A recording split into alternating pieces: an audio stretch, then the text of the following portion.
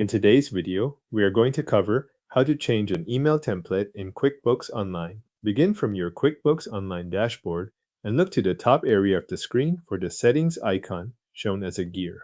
Click that icon, then choose Account and Settings from the menu.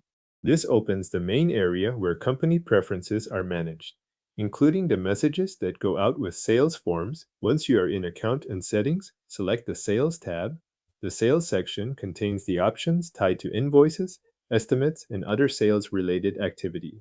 You may need to pause for a moment while the page loads, then continue down through the available settings, scroll until you reach the Messages section.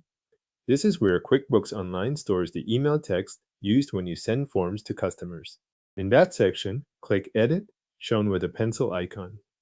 The editing view will open so you can adjust the message settings for the form type you want to use. Next, choose the specific sales form you want to customize.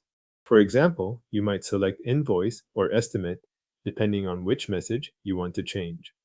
Make sure you are editing the correct form before you continue, since each form can have its own subject line and message template. After selecting the form, move to the Email subject line field.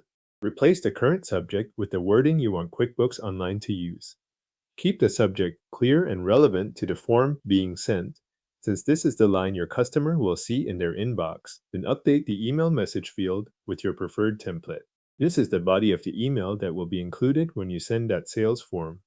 You can rewrite the message so it matches the tone and wording you want for customer communication.